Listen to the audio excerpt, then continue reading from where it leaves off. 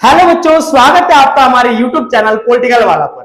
तो बच्चों, पिछली हमने वीडियो में जाना था वैश्वीकरण और वैश्वीकरण के लाभ और हानि।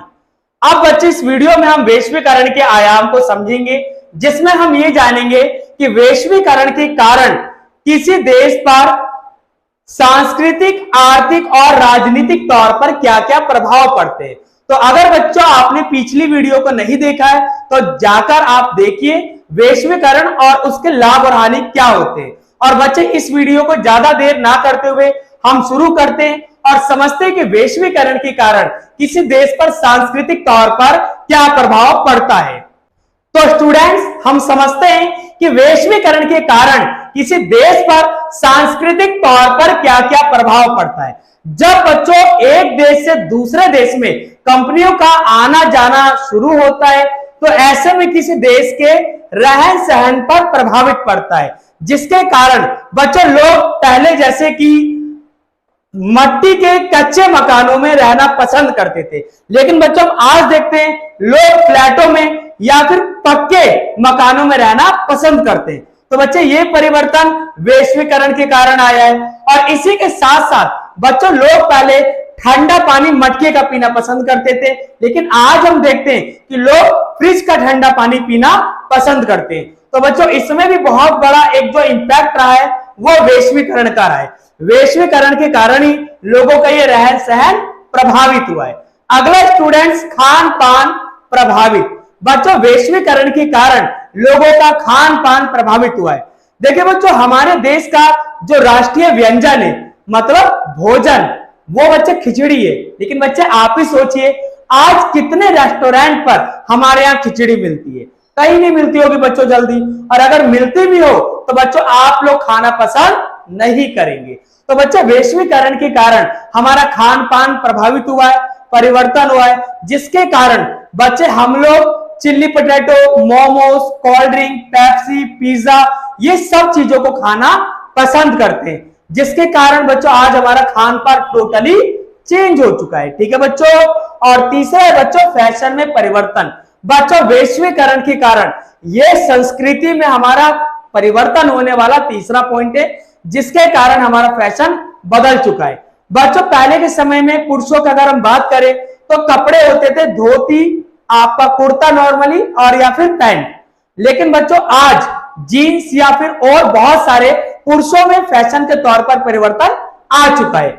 इसी प्रकार से महिलाओं के नॉर्मल पहले सूट सलवार या साड़ी प्रमुख रूप से कपड़े हुआ करते थे, परंतु आज प्लाजो और ना जाने कितने प्रकार के अलग अलग वस्त्र आ चुके हैं। तो बच्चे, इसका बहुत बड़ा कारण वैश्वीकरण है, क्योंकि जब एक देश से दूसरे देश का कल्चर कनेक्ट हो रहा है तो बच्चे हमारे देश से बहुत सारी चीजें जा रही हैं और बहुत सारे देशों से भारत में चीजें आ रही हैं, जिसके कारण लोगों के बच्चे पहनावे में भी परिवर्तन आया है। इसी प्रकार से बच्चे चौथा है भाषा में परिवर्तन।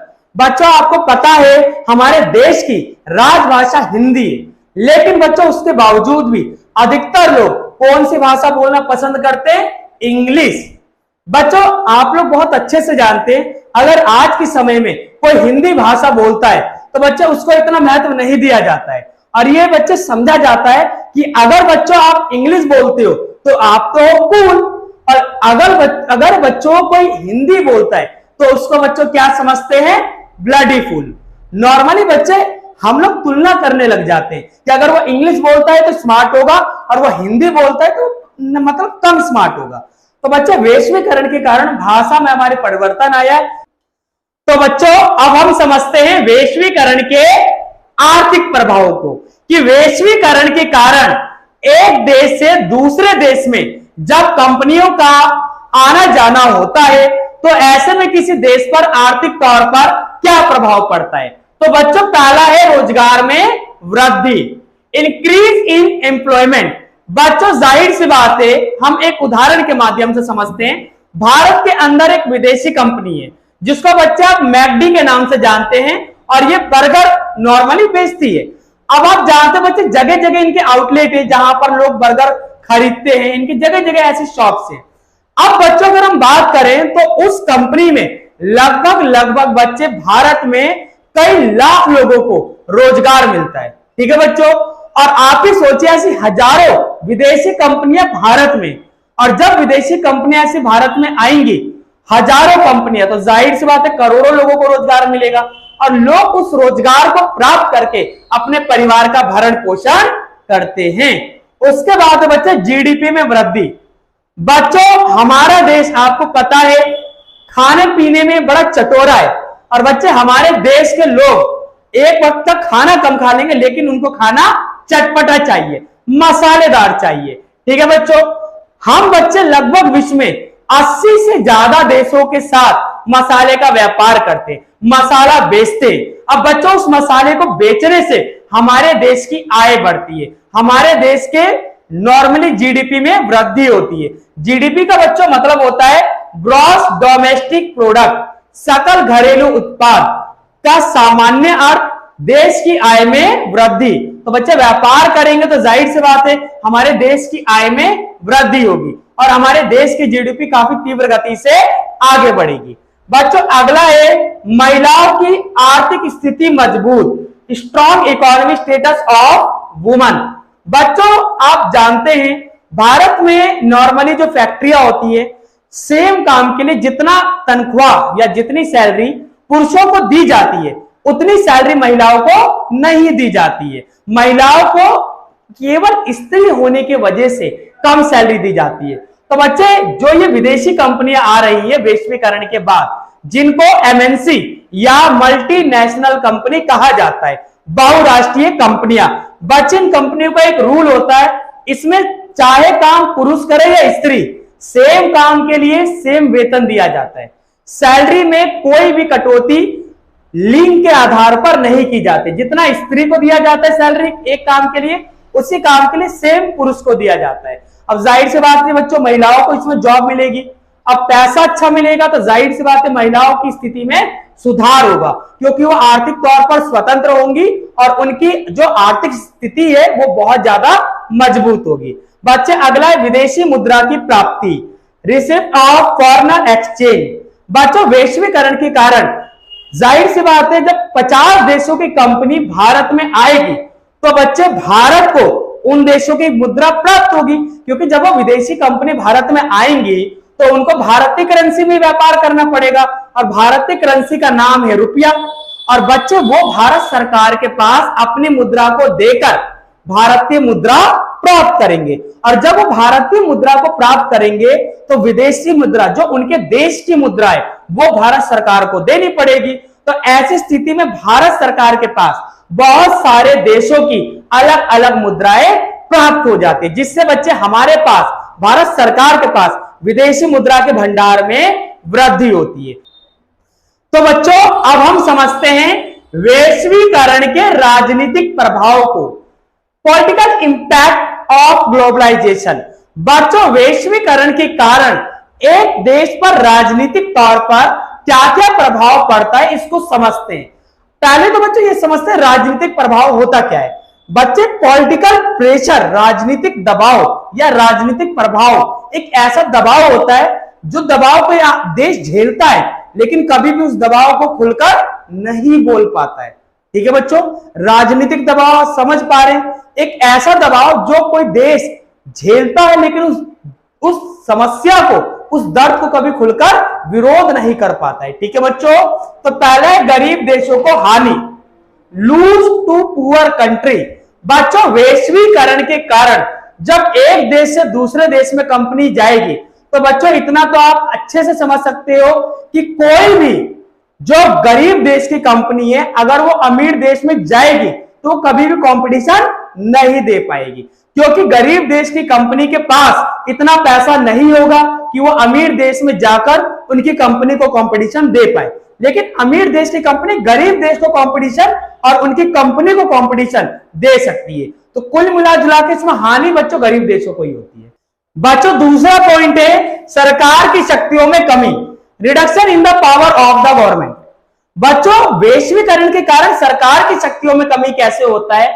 सिंपल सी बात है बच्चों, मान लो एक अमीर देश अमेरिका की कंपनी पाकिस्तान में जाती है और पाकिस्तान की सरकार ने कंपनियों को लेकर कुछ गाइडलाइन बना रखी है, लेकिन अमीर देश अमेरिका की कंपनी उन गाइडलाइन को फॉलो नहीं करती है। तो बच्चों ऐसी स्थिति में कभी भी पाकिस्तान की सरकार जो है वो अमेरिकी कंपनी पर कोई एक्शन नहीं लेगी, क्योंकि पाकिस्तान एक गरीब देश जानता है कि अगर मैं अमेरिका की कंपनी पर कोई भी एक्शन लूंगा तो मेरी सीधी सीधी लड़ाई जो है वो किससे हो जाएगी बच्चों, अमेरिका से।